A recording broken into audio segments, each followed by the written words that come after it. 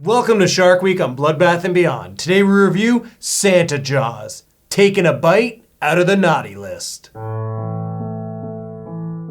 Directed by Misty Talley, starring Reid Miller, Courtney Cummings, Hawn Tran, Arthur Marroquin, and Scott Allen Perry. This movie's about Cody, a young comic book illustrator who receives a magical pen. He inks his friend's comic book Santa Jaws, and Santa Jaws comes to life. This is a shark with a Santa hat wrapped in Christmas lights attacking the locals. Now Cody, his friends, and his family need to fight back to save the holidays. So what do we like? Out the gate, I want to make a statement. Misty Talley is probably one of the most consistent people making sci-fi shark movies. Between her and Griff First, I think both of them are like the top people for making sci-fi shark movies. And a lot of it comes down to both the concept and the quality. The production quality is fantastic. Everything looks great, the camera work is excellent, and the whole idea of a Santa Jaws is hilarious, not only in name, but in conception. We've got this shark that has glowing red eyes like Rudolph. He's wrapped in Christmas lights, he's attracted to Christmas things, and makes a nice jingly sound instead of your stereotypical Jaws dun-dun-dun-dun. It's Christmas music. You also forgot the most important part. This shark turns into a narwhal as he gets a candy cane horn. I did like the idea that this film went big bad Beetleborgs on us. Taken from a comic strip and now they're Beetleborgs. Big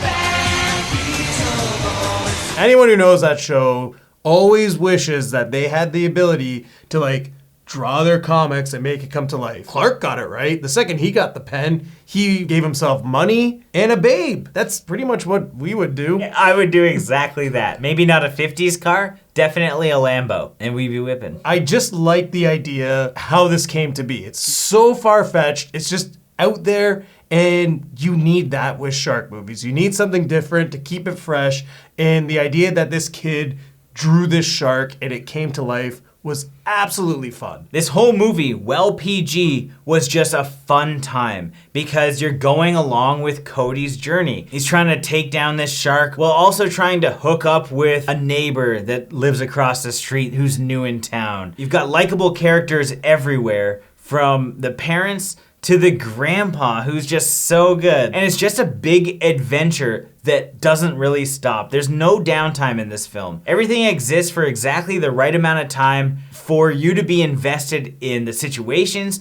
and the characters. Also, they do a great job with developing these characters that when someone does die, you care about it. When Santa Jaws eats someone, you're just like, oh snap, did that person really just die? Because you don't see it coming and you feel bad. You're like, no, I don't want them to die.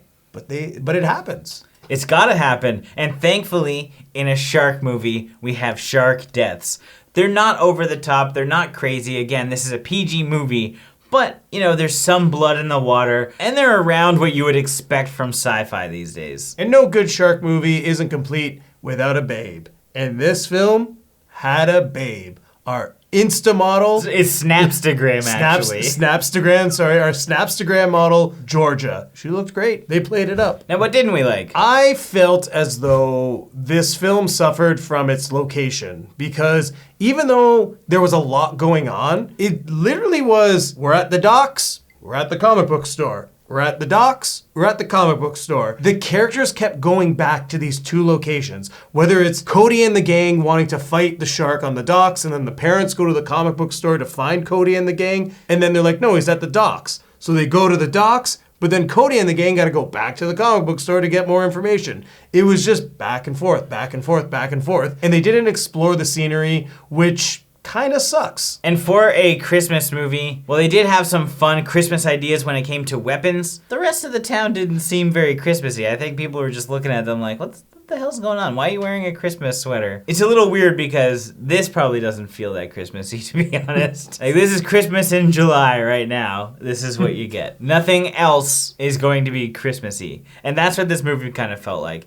This came out during Shark Week last year. Even though there are heartwarming moments and Christmas things happening, it just didn't feel that Christmas. While I appreciate the shark kills, there are a couple kills that like came out of nowhere that, while shocking, kind of upset me. I'm like, hey, why are they dying? Come on, we need them around to, stick it out to the end. They really crushed my heart a few times. I wasn't a big fan of the ending. I felt that was probably the most Christmassy of this film, is how it actually ended. I don't know, I was pretty disappointed with it. Now it's time for our final thoughts and ratings. I really enjoyed this film. It was a blast. I knew that it was going to be PG. I didn't expect over-the-top shark kills, and I did expect a CG shark. While the CG shark wasn't the greatest looking, it did have something different to bring to the table this time. I liked the whole concept and the idea, the setup. I enjoyed all of our characters, but we do also get shocking moments where key characters die all of a sudden. I mean, kind of all of a sudden. I mean, if they're walking on a dock, chances are they're dying. But you know what I mean.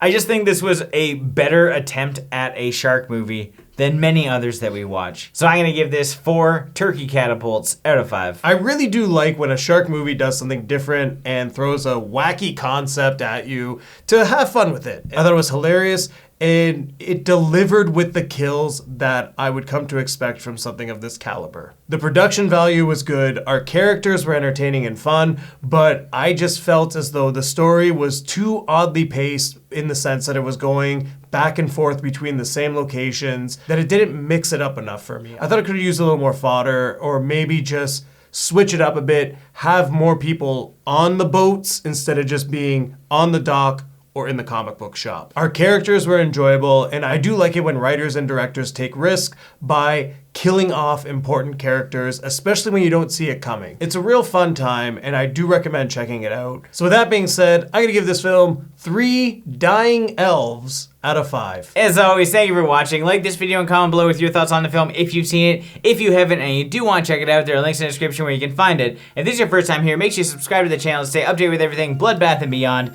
And we'll be back tomorrow with another shark movie review.